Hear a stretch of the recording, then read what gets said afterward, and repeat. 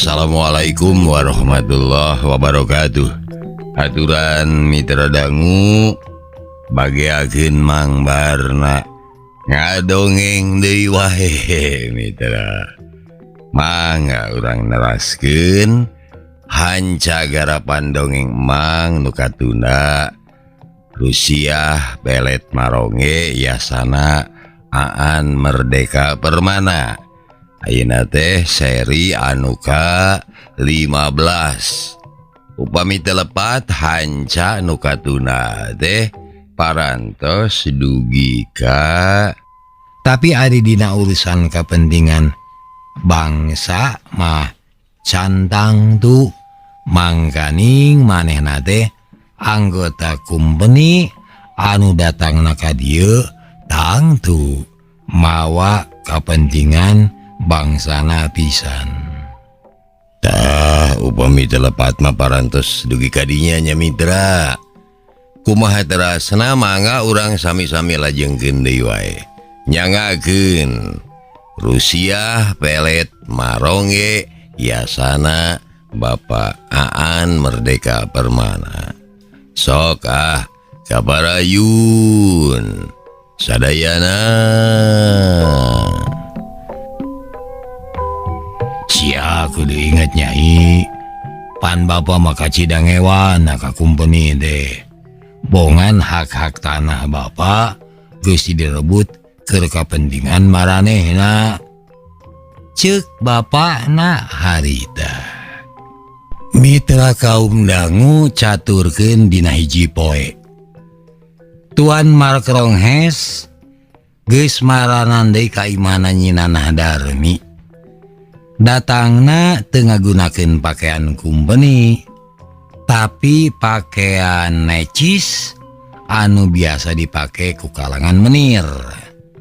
Datangna badi mawa kembang sabeunggeut oge ngajingjing babawaan. Eusina pepek ku kadaharan Belanda. Ngan anu nyang hareupan harita teh kabeneran nu jadi bapana nyinana Darmi. Guten Morgen, Bapak. Cek Tuan Mark Ronghes, bapana nyinanah Darmi ungeuk bari hormat. Mana si Nyai ya? Cek si Mark manitogmol teu malapah gedang heula. Si Nyai mah nuju masak di dapur, Tuan. Temal bapana nyinanah Darmi. Kan ik binnenkomen, kenging ik masuk? Cek Tuan Mark Ronghes, bari lahaloho. Si Nyai nuju riweuh, geus we jeung bapa we heula lah.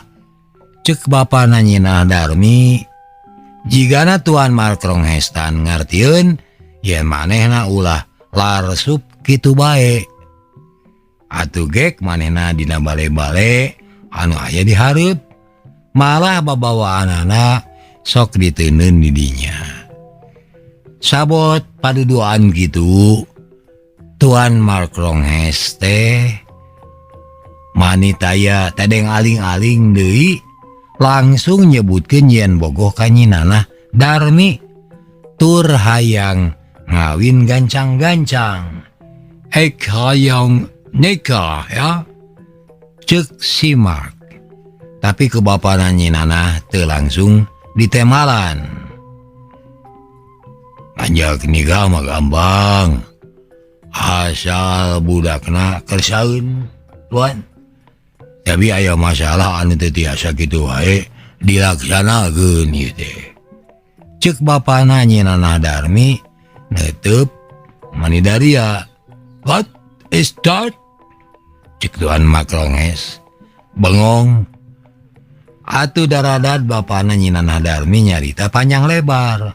Bapana nyinanah Darmi nyebutkeun yen antara Tuan Mark Ronghes jeung maranehna teh lain bae ukur beda bangsa, tapi oge beda kepentingan hirup.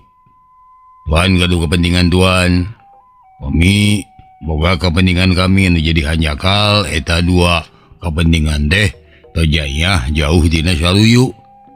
Cek tua kampung kalihan asih jadi bapak nanyi Nanah Darmi. Tuan Mark Ronghes masih keneh cicing ngadengekeun omongan-omongan tua kampung. Salila ieu kapanggih. Loba kepentingan bangsa kami anu kaganggu ku bangsa tuan. Loba tanah di lemur teu puguh di jabal jadi bukan kumbani. Kami selaku tua kampung teh suka. Omong tua kampung. Nyaho aya tanah begana bapa di jabal ke company ke pasti dibela, ha? Cek Tuan Mark Ronghes. Lain soal urusan tanah anu kami baik. Sabab lahan tanah bogana rahayat di dieu bet dihaku kumbani. Kajabat tuan tanah anu bilu ka kumbani anu aman mah. Tuh buktina tanah bogana kirujai mah. Jadi kukumaha? Omong tua kampung rada nyeuneu. Di omongan kitu Tuan Mark Ronghes ngahuleng. Amun tuan sanggup ngabela ka rakyat di dieu, sangkan ulah dikaniaya ku kumbani, kawin dah anak bapak. Cek tua kampung ngasongkeun pasalatan. Pikeun ka sakitu kalina Tuan Mark Ronghes masih kene ngahuleng. Tuan Mark Ronghes mulang di mana tua kampung bari henteu kungsi tepung jeung Nyi Nanah Darmi. Hatena jadi marojengja manehna geus nyoso bogoh ka Nyi Nanah Darmi, tapi aya pasaratan anu kacida beratna kudu daek bumela ka bangsa pribumi tina pangrobeda kumpeni. Kumarek bisana sabab pan manehna teh salila ieu sasat babakti ka kumpeni. Tapi omongan tua kampung kalihan asih henteu oleh jadi pikir. Lain soal dipake pasaratan sangkan menang ke Nyi Nanah Darmi. Tapi kumanehna ge karasa yen memang kumpeni teh geus nganiaya cambelak cumampaka ka bangsa pribumi. Malah cek pikir Mark Ronghes, keur awal-awal datang ka Jawa ti Nederland teh aing teh ukur dititah ngawal jual beli rempah-rempah. Tapi nah behdieu jadi purah merangan bangsa pribumi dina rebutan tanah. Cek pikirna Mark Ronghes, teu beak-beaknya mikir. Saeus di pikiran bari dibeuweung diutahkeun, kadieunnakeun Mark Ronghes kakara sadar yen bener bangsana anu salah. Nyaeta datang ka dieu rek nyisi kudi katengtreman batur da geuning kabuktian wuri-wuri kumpeni datang ka dieu jadi loba pisan kaributan. Mitra tuna Tuan Mark Ronghes anu keur marojengja hatena. Ayeuna urang ngabandungan lalampahan Ki Adhari. Nyaeta anu tutah titah kaki aksi dina tarekah neangan jago pelet ya. Poe eta Ki Adhari teh keur beak bersih nyarekan ki aksi. Kusabab geus didaguan sakitu waktu can bae ngalaksanakeun ka hayangna. Sia mah kawe selain ka sobat medok wae. Deuleuh ya sih. Boga sobat boga ka tunggara teh lain aya kadua nulungan euy. Piraku disatatar kalian asi ieu sia teu mangihan jago pelet. Kapalan sia ge apa ti baheula ge. Kalihan asi mah sumberna tukang pelet deuleuh. Ceuk Ki Adhari ngageleneng ki aksi. Nu digeleneng mah gawena teh tunggul we. Ari sia teh geus bosan hirup gitu. Disangka namun lahan tanah nu aya dicekal ku bapa sia di Jabal deui, sia sakula warga bakal bisa mertahankeun hirup gitu. Ceuk Ki Adhari sugal cacaritana. Karasa teu pantes. Padahal tadi nyebutkeun yen manehna teh sobat medokna Kiaksi.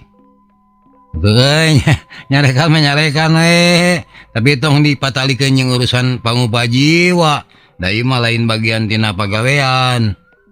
Ceuk Kiaksi ngasongkeun beuberat.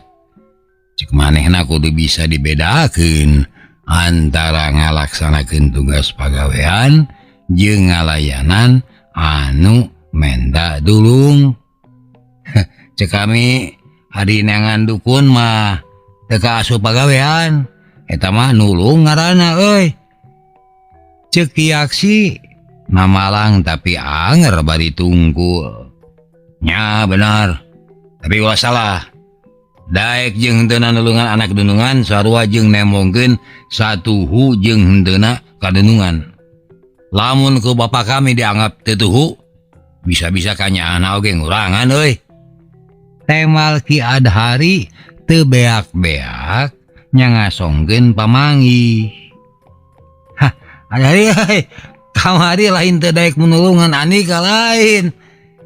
Ngan da hese geuningan euy neangan tukang pelet teh hese. Nya an sumpah hese. Ceuk Kiaksi bari saterusna nerangkeun yen saprak aya Rajapati masal kasabubuhan tukang pelet baheula di desa Kalihan Asih teh geus hese manggihan tukang pelet. Ceuk saban jalma anu ku kami ditanya di Kalihan Asih susah neangan tukang pelet. Nya sakalian aya oge tarawani balaka cenah euy. Jadi tong boroning neangan tukang pelet anu jago. Dalah nu bodoh oge geus hese. Alah, mustahil. Omong Ki Adhari henteu percaya karena omongan Kiaksi. Ngan ku aing urang teangan. Ngan mun aing manggihan sia ulah samat kaniaya. Tang tu moal dibere nyatu. Ceuk Ki Adhari deui. Sabot Ki Adhari keur murang maring kitu, tarojol Ki Rujai. Nyaeta nu jadi bapana. Udaon ari sia waya kieu geus amak-amakan sia Adhari. Ceuk Ki Rujai. Biasa we ieu sia kieu. Ari duta eta teh leledana meuni meakeun batur. Ceuk Ki Adhari bari nerangkeun soal naon nama. Oh, bener nama sia teh ulah nurun ka bapa sia ya Ki. Paborihun bapa sia taya kagadag. Gawe ukur cama bro. Mata susah hirup bro. Boga pola pangadulan mah. Omong Ki Rujai nyarekan Kiaksi bari teu hayang apal kana masalah samemehna. Tapi pisan juragan teu. Ceuk Kiaksi ngajuragankeun ka bapana Ki Adhari. Saterusna ari Ki Rujai maca carita soal sejen. Cenah kamari pas sore kadatangan Tuan Henrik ti Kadipaten. Ari Tuan Henrik teh komandan kumpeni anu ngamarkas di daya Kapatihan Kadipaten. Ya naon Tuan Henrik kukurusok ka dieu, Pak? Ceuk Ki Adhari tu manyana jiga tama lair gado. Mayana teh nyaritakeun soal tua kampung desa Kalihan Asih euy. Ceuk Ki Rujai. Demi ngadenge ngaran eta kampung disebut-sebut, Ki Adhari kakara curing hak. Carita soal Ki Mandapi, Pak. Ceuk Ki Adhari neuteuk seukeut. Atuh nu jadi bapana ungguk nganyakeun.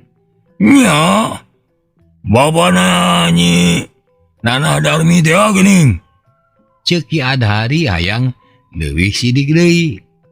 Oh, nya manehna.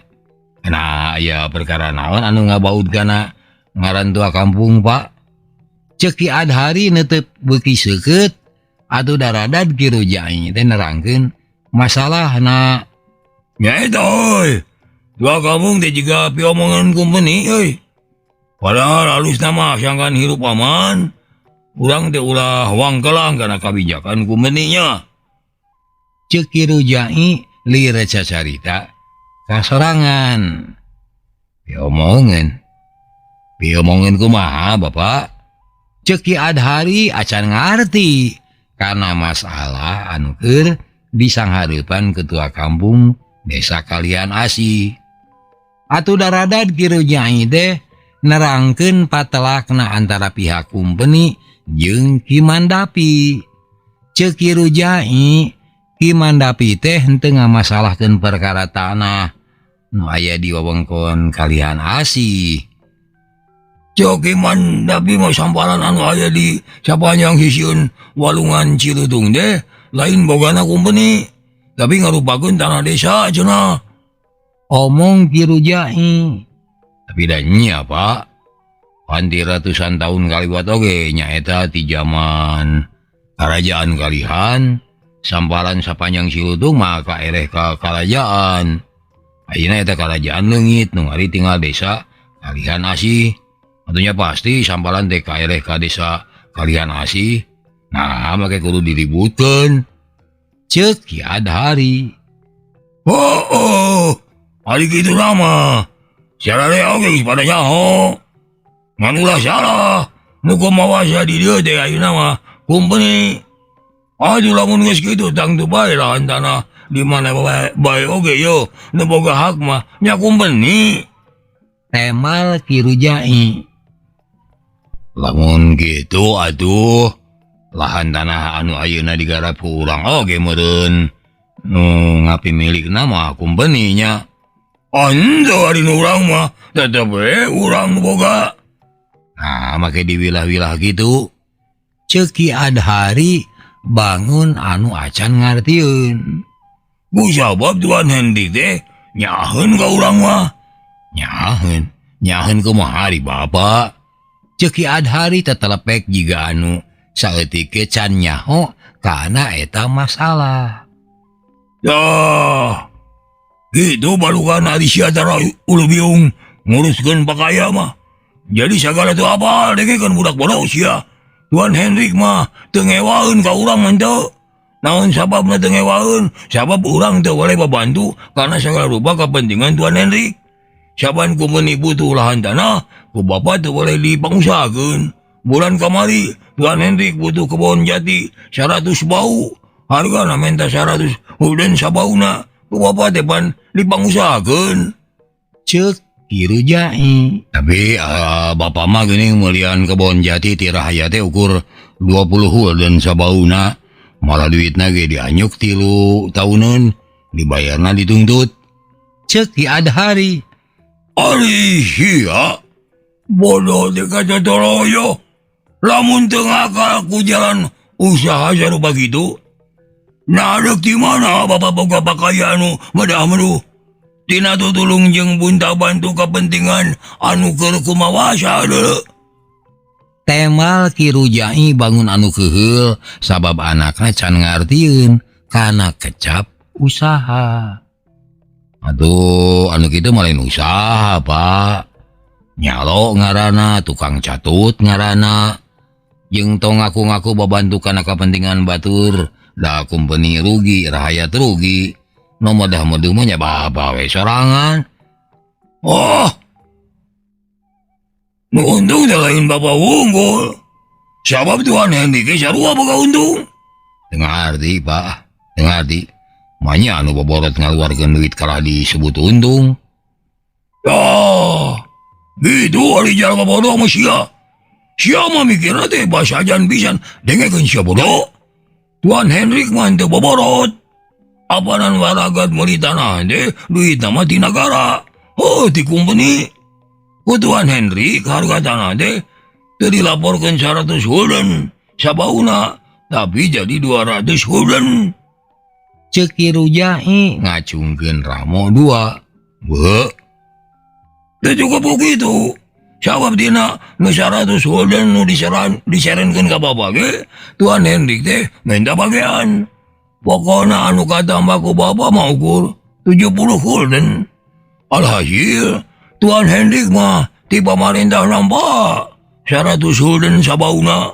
Ditambah ku pamere ti Bapak 30 gulden sabauna. Ceuk Kiru Nyai matak ngajenghok keur Ki Adhari. Ulah geuning. Anu madah madu nampak kauntungan malah anu balanya ngaluarkeun duit. Nyalain anu ngajual tanahna nya. Ceuk Ki Adhari masih kene molohok bakat ku heran. Oh, itu dulu.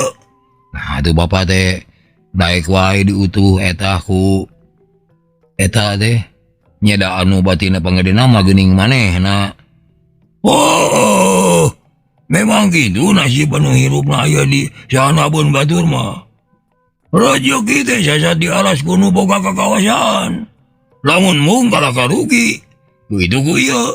Lian di moal boga rezeki paleuwih teh, meureun bapak bakal dipikang ewa. Da teu dianggap mung gawe bareng hukum beuni. Tungtungna sarerea samiuk nyieun kajahatannya, Pak. Majeluk siapa digugah? Bapak nanya gag. Sabab asa dilelece ku Ki Adhari. Montong nyarita kitu sia. Siapa berejeki korot teh rezeki anak. Malah anu panglobana ngamanya-manya harta korot mah nya sia. Bari teu milu capek teu mais teu meulem. Dulu. Omong Ki Rujai deui. Ari geus diomongan kitu mah Ki Adhari teu nyarita deui. Ya eta anu ngalantarankeun urang mah teu boleh dibikanya ku Tuan Hendy teh euy. Nurut kana sagala kahayangna. Tapi nya kitu Tuan Hendy teh jadi haben we titah-titah ka urang euy. Nah, edeuk nitah naon deui cenah? Ki Adhari tu manya deui.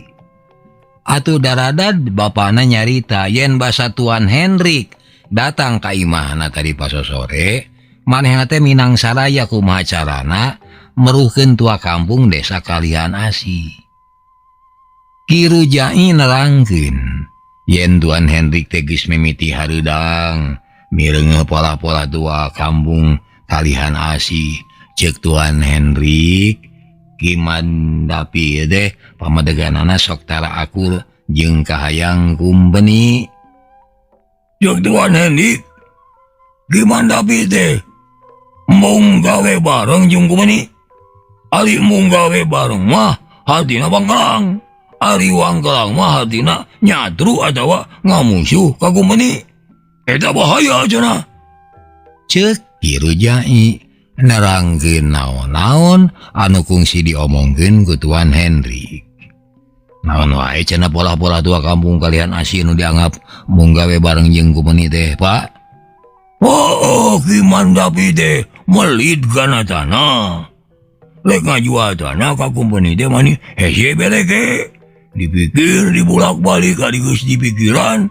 Sugan teh cenah rek dijual ari pek teh henteu.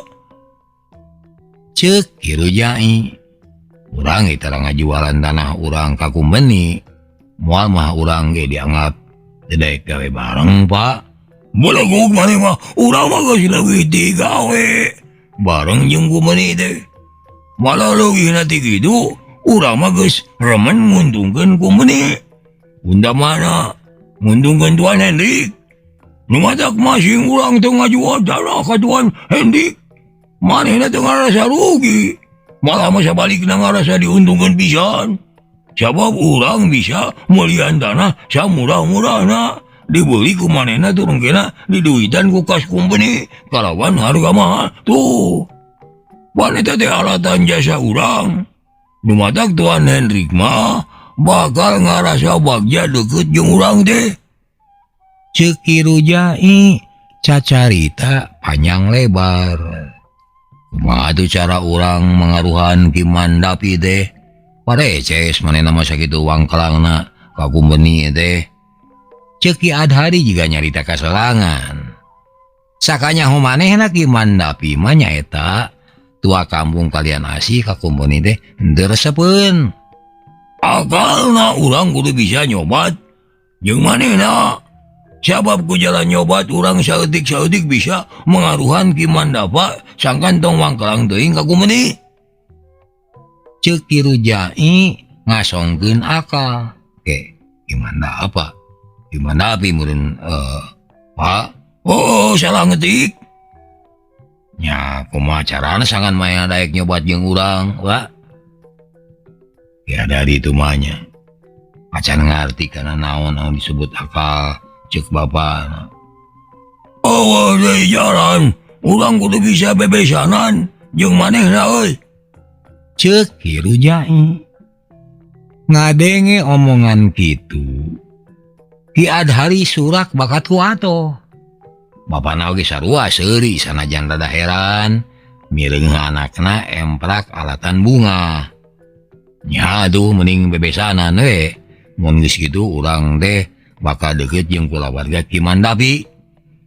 Cek Ki Adhari saranga serengeh jiga keur nyipta-nyipta. Daek mana jadi panglayana sia Adhari? Cek Kiru Jai ngadenge kekecapan bapana. Itu Ki Adhari kerung. Hah? Baru jadi panglayar. Kela. Ieu teh panglayar keur saha, Pak? Ari sia. Sugan di aing kita tadi ngabam-bam sia teh ngarti. Nya sadeui ari lain jang aing mah deuleu. Ceuk Kiru Jai mungguh karasa jiga gelap ngabentar tengah poe ereng-erengan. Pak, kela Pak. Nah teu salah dedengan kami teh yeuh. Ceuk Ki Adhari beungeut ngaradak pias. Lah, sia dorek teh. Torek itu kegeber sia aja. Sia kautus jadi panglayar panglamarkeun si Nanah Darmi. Euleuh dikawin ku aing deuleu. Ceuk Kiru Jai tatag. Harari amu kumaha? Moal amek kitu amu. Ceuk Ki Adhari neuteub babana. Bari pias kene malah nyarita oge mending ngadeg-deg. Moal amek. Sabab rumasaeun biang sia mah geus teu bisa nyugemakeun aing. Biang sia mah geus jadi gebog. Geus eueuh kangeunahan. Ari aing masih kene lalaki langit lanang jagat. Aing teh lalaki sarua jiga sia. Ceuk Kiru Jai bari seuri kituna teh. Pak, sing eling atuh Pak. Umur bapak teh geus kapala 7. Kami ge anakna geus kapala obat. Ceuk Ki Adhari. Nah, ada lagi mah wenang. Dina umur sabaraha kawin deui ge wenang lagi mah. Sing eling Pak. Ieu kami umur teh geus sakieu jadugna. Tapi acan sakali ge boga pamajikan. Hai bapak. Mani telenges. Anu jadi anak. Nya sia teh acan kaparengkeun boga pamajikan. Tapi da lain hartina acan kungsi ngame anu hanyir-hanyir. Malah ku sia mah saban nu hanyir saban diamean. Eta mah bogan sia. Awewe teh dianggap tiwu. Diseuseup amisna. Dipurakeun hampasna. Beda deui jeung aing. Biang sia najan geus beot, najan geus hangru. Ku aing teh ditoker teu. Mun dihitung-hitung puluh-puluh tahun aing mah nyatu teh keke di imah. Pada deui. Ari sia saban usik nyatu di warung kejo. Gunta ganti deungeuna. Aing hayang ngasaan atuh gunta ganti. Ceuk bapana satengah amek jeung satengah neuteuli. Ngadenge kekecapan nu jadi bapana anu sakitu ngesek-ngesekeun anak. Hate Ki Adhari nyeri hate. Nyeri hate aya, amek aya makaning tadi mah geus bunga da disangka na nu dimaksud bebesanan teh manehna anu rek dikawinkeun ka Nyi Nanah Darmi. Ari kanyataanana bet jauh tina panyangka. Malah ceuk pikirna ku teuing teuing ngeuna di bapa aing. Awakna kabina-bina sakitu umur geus sengserang paduna atuh kahayangna masih kene pecat sawed. Ceuk pikir Ki Adhari neuteuli. Cik sakali mah sia kudu laek mantuan cita-cita nu jadi kolot. Pan biasa mah aing anu teu boleh di menang salayan ku sia teh. Segala kahayang sia ku aing teu boleh digugu. Ayeuna giliran sia mulang tadi makan jadi kolot. Cek Ki Rujai. Ki Adhari mangahintul we bapana cacarita kitu teh. Ari Ki Aksi anu tita tadi ngahep-hep ngadedengekeun. Gawena teh ukur nyengir bari nyumputkeun beungeut. Lamun sia bisa ngangkat harga darajat aing, tangtu sia teh bakal leuwih senang hirup. Siapa bisa lian bakal bawarisan anu rag-rag ka sia. Oge, aing bakal bajuang sangkan sia boga kadudukan terhormat di kalangan kumpeni. Cek Ki Rujai ngolo-ngolo. Tapi Ki Adhari mah masih keneh ngahintul teu lemek teu nyarek. Aing kikian teh lain sakadar dek ngalajur nafsu lain. Tapi aya udagan anu leuwih badag deui, udagan anu leuwih badag tuh kumaha. Kan eta mah urang dongengkeun engke. Mun aing geus jadi ngadahup ka si Nanah Darmi. Ceuk Ki Rujai. Mitra kaum dangu tuna lalakon Ki Adhari anu keur marojeng jahat teh alatan keur diperih pati ku bapana. Ayeuna urang ngabandungan lalakon Jajaka Senawa. Ieu Jajaka anakna Pangabon teh sarua hatena keur marojeng ja. Beungeut nyi Nanah Darmi ngayang kang bae dina kongkolak panona. Sanajan basa manehna nganyang eta budak parawan ku cemna kabina-bina, tapi dina panenyo Jajaka Senawa mah tetep geulis jeung tetep manis. Dilakna, jamedudna jeung omonganana anu nganggap enteng, teu ieu matak nyeri kana hate. Malah ku daekna cacarita jeung manehna ge geus asa kagunturan madu kana gerakan menyan putih hate Sanawa teh. Tapi namun ku aing ditanyaan daek teu nya ka aing ieu nyi Nanah Darmi teh. Ceuk pikirna Senawa. Mitra kaum dangu rai-poe kalangkang nyi Nanah Darmi lain beuki leungit tina kongkolak panon Jajaka Senawa, tapi sabalikna kalah beuki napel, kalah beuki kanel. Malah ku sabab teu kuat nahan gedena lambak sagara asmara. Hiji poe mah Jajaka Senawa teh ngaluarkeun kareteg hatena kanu jadi bapa. Ari umur uing ayeuna geus sabaraha taun nya tanya. Cenah cek Senawa malah paha gedang kanu jadi bapana. Bet nanya ka aing lain itu we atuh kesorangan euy. Cek bapana anu keur mautan hinis jang pi bobokoeun. Atuh bapa meureun anu apal mah Pak. Uing keur orok mah di mana mah keinget kana utang hitung. Ceuk Jajaka Senawa ngadenge omongan anakna kitu, nyeh bapana seuri. Inung sia anu apalan mah. Ngan mun teu salah sia teh gubrak gadunya barengan jeung kumpeni ngajabel lahan tanah sisieun Cilutung teh. Cing. Eta iraha nya kajadianana. Ceuk bapana. Nya teuing atuh Pak. Batu mah nya ka uing. Walang Jajaka Senawa. Ngan sabet kitu lol biangna, ari biangna mah jigana apaleun. Iraha eta kajadian lahan tanah desa dijabel ku kumpeni ya teh. Eta teh yeuh sawaktu jeung muludan. Geuning di patilasan Putri Pelet rame anu jarah. Aneta bulan mulud. Tah si Sujang teh ayeuna teh geus liwati 17 kali mulud. Nyameureun umur sia teh Sujang aya we kana 18 jalan mah. Ceuk biangna. Dina umur sakieu teh kuduna mah uing teh geus mulang tarima ku mere incu nya. Ceuk Jajaka Senawa akhirna. Maksud sia mah natanyakeun umur teh lantaran sia geus sayang boga pamajikannya. Omong biangna. Bari kai seuri. Aris kabade kitu majajaka sanawa teh ukur alangah eleng. Boga gawe heula aduh. Kakara neangan bikang.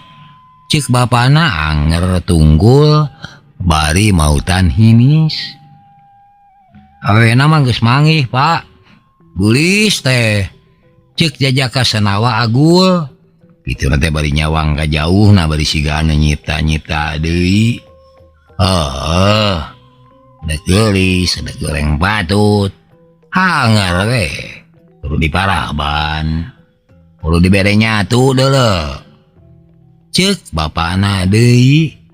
Da teu kudu dibere nyatu, Pak. Omongnya jaka sanawa ngadenge kitu bapana ngareret bari heran. Nah, sia teh udah kawin jeung gawog gitu.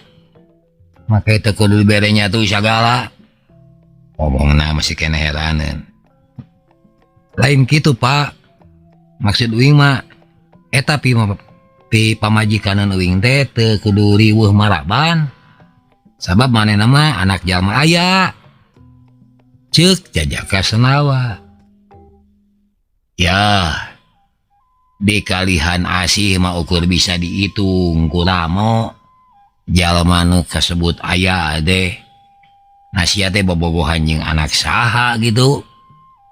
Cek bapana eureun heula mautan ini sana. Jeung nyi Nanah Darmi, Pak.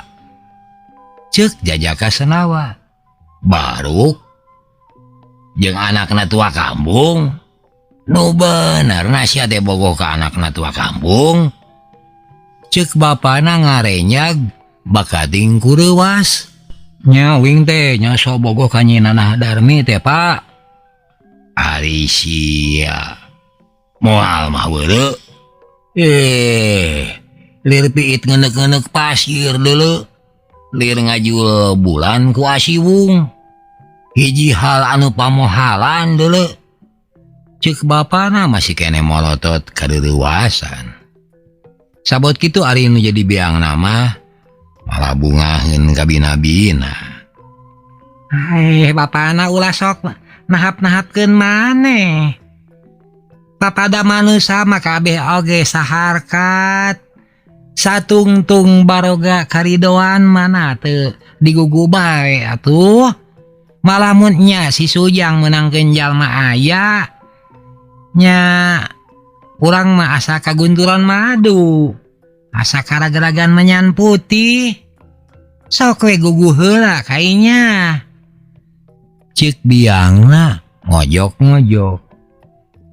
Nyao tuh asa ku henteu lalu deung aing kudu ngalamar anak tua kampung mah. Urang teh jalma sosoro hirup.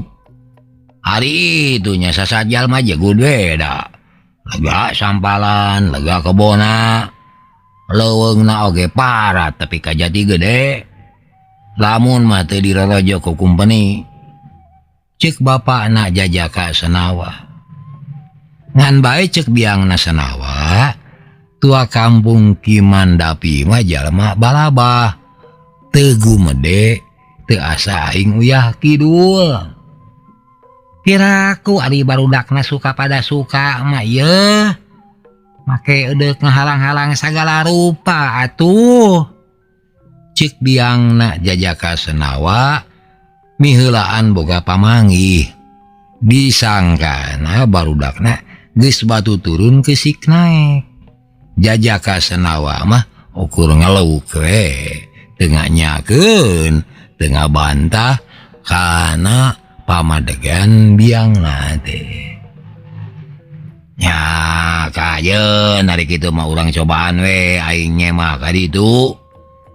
Mitra kaum dangu teuing iraha-irahana mah bapana rek manglamarkeun kikindeuan nu jadi anakna teh. Ngan anu tetela ari jajaka senawa mah mani geus bangreung. Asanya we cita-citana baris tina kanan.